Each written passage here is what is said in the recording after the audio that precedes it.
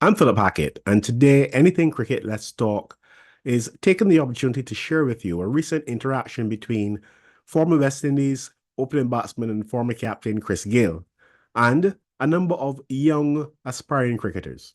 The Royal Girls Cricket Club recently received cricket kits and a container to be used in their development program. The Franklin Stevenson Academy and the Barbados Cricket Association also benefited from the presentation, made possible through DP World. West Indies cricket icon Chris Gayle was at the event held at Friendship, home of the Yorkshire Cricket Club. While there, he offered some words of encouragement and inspiration to the youngsters present at the event. All right, ladies and gentlemen, the unveiling, a brand new container from the DP World Beyond Boundaries initiative.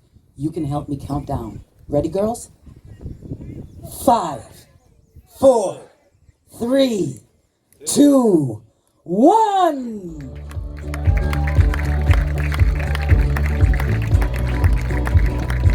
Wowee!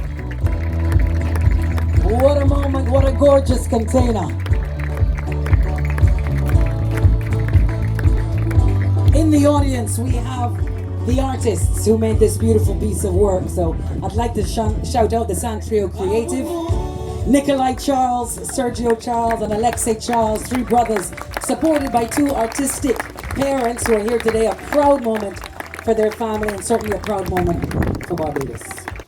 Kudos to ICC with the promotion leading up to the World Cup as well. It's been phenomenal to showcase cricket, highlight cricket, and trying to bring awareness, within the sport as well.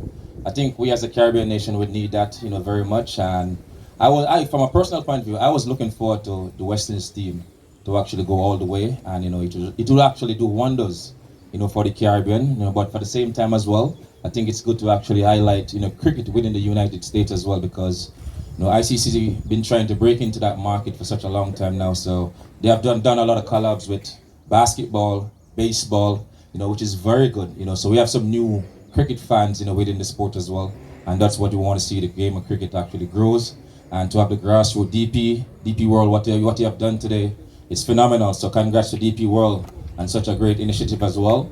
And to have the young ladies here, they are the future as well, and I'm sure there's some boys here as well. You guys are very important to the nation, to the Caribbean, to uplift, West Indies cricket within the future. So congrats to each and everyone. Everyone here is a winner today. So well done, DP World. Chris, I know you're disappointed the West Indies were knocked out, but I think we can say we won the theme tune. We won the theme tune. Has there been a better one? Knock it out of this world. You know what? Universe Boss should be playing, man. I was just being diplomatic. I should have been playing this World Cup, man. I'm sure it would have been my third title. That was great. Actually, let's follow on with that. Which team has the most impressed you this World Cup, and who has been your favorite player to watch? Two teams. We got to highlight these two teams. Afghanistan for one to actually reach a semi-final. Congrats to them. I think the condition actually suits them, and they actually deliver. With such a slim chance.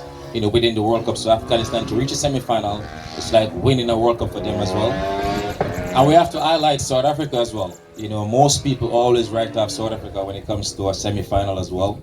And for them to be in the final for the first time. There are so many players I can highlight. Nicholas Puran was my player to watch for the World Cup, to be honest. He has some great innings here and there. Surya Kumar, we have Rohit Sharma as well, also stand out as well. But those guys, the Nepal bowlers did a fantastic job. Sandeep and his team as well. Papua New Guinea, we got to shout out those associated teams as well. They have done really, really well within the World Cup, and I'm sure they'll be proud to actually be a part of that. The USA team, Aran as well. I think he's a Bajan as well. So he had had a phenomenal innings to be able to qualify for the Super 8s as well, USA. So that's something that's a big look for cricket within the USA as well. So they're all winners. Yeah, we have some aspiring cricketers here today. Can you tell us some of your memories growing up playing the game, and how did you even get started in the sport?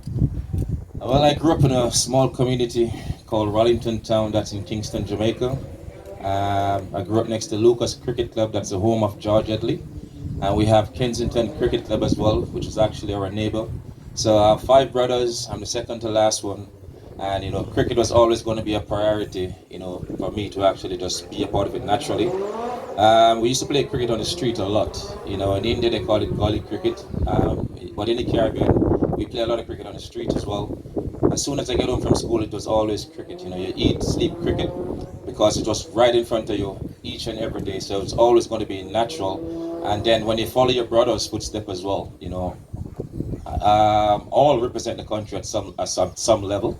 The most talented one didn't represent the country because you have sometimes they say you have to have a bad apple in the group, and but at the same time, that bad apple one was my favorite one because he was the most talented one, and he was the most straightforward one. He was the most senior one to make sure I do the right thing at the same time as well. So he was always there for me right from birth, come right up as well, and I give him all the credit to where I'm at today, without a doubt. But as a youngster, we used to be carefree. We used to do a lot of stupid things. We need proper guidance, for the younger generation, for without a doubt. That's going to always going to be key and always going to be crucial. If they're not shown the right direction, they're going to lead astray, and that's where the cricket is going to get hurt as well. So if they want, the parents has got to play a big part in this. The coach has got to play a big part in this as well, and you have to know how to handle kids. Sometimes these younger kids these days, they don't want anyone to talk to them, but that's come from within the guideline or the guidance, of the parents as well. So you got to make sure you're full on or you're spot on with that, and you lead them in the right direction, and just tell them that there is an opportunity within the sport as well to build a family or uplift your family. So take it very, very serious. Wow, we have your big brother to thank, I guess. Anurag in discipline was an issue for Chris Gayle. What are some of the common challenges faced in developing grassroots cricket, and how do initiatives like these address them? Chris mentioned his brother. I mean, that points to one lack that a lot of communities have.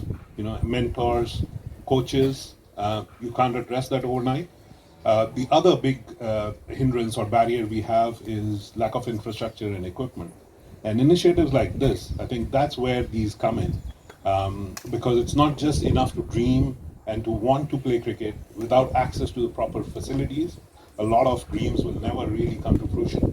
So that's where this initiative is so special and so close to our hearts at ICC, because it plays really well with our vision for growth of the game globally. So yes, these 50 containers and the kits that are being donated, there's already been, I think, 2,250 kits given out. That's pretty awesome. Clap for that. 2,250. So yeah, no, that's I think it just helps us as ICC in trying to get that grassroots movement going across the world. Yeah, fantastic, and today's Christmas. Today feels like Christmas, and I'm not even getting the kits. You guys are. Chris, can you remember your first cricket kit, your first cricket equipment? Did it hold a special place for you? A kit? I can't remember that, to be honest with you, but I remember the special moment when I get my first cricket bat. That was from Delroy Morgan. When I was going to high school, I was keep asking him for a bat. He was representing the country at the time as well, one of my favorite opening batsmen of all time, Delroy Morgan, even though he didn't play for West Indies. But as a kid, man, I didn't have the luxury of what you guys are getting today. No kit at all. I used to have a scandal bag, the scandal bag. Plastic bag. Plastic bag. That's what I used to take to school at sometimes to put out, whether we have a glove, we put a glove in that, or a pair of shoes. And, that's how we used to go to school sometimes. So you guys are very privileged today, and you should take advantage of such initiative without a doubt, and make sure you utilize the facilities and you spread the word as well. But that moment when I get my first bat, I cherish that bat so much. I treat it like it was my baby at the time. So it was just phenomenal, and a joy to receive a cricket bat from someone. That was just phenomenal. Great. I remember the bat as well. It's a Greenwich bat. Yeah. Chris, you're the greatest player to ever play this, the fastest format. Yes. So I think it's only right to ask you, you're known as a big hitter with immense power. How important is having the right bat, in making this all happen? Sometimes, I'm not a very picky guy with cricket bats. It's the man behind the bat, without a doubt. I swear, I'm not the guy where to go and test a bat. I used to love using a brand new bat, and then I'll just pretty much use a different bat. So I'm not say, hey, this is my favorite bat. Those bats are set with the records, and sometimes I lose them, sometimes I keep them.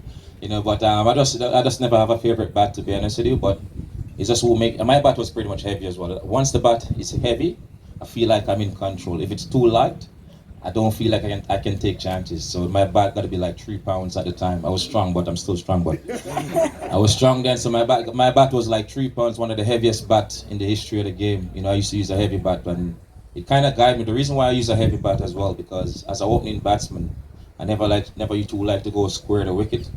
You know, I like to go straight. But so with a heavy bat, it would be difficult to go square the wicket.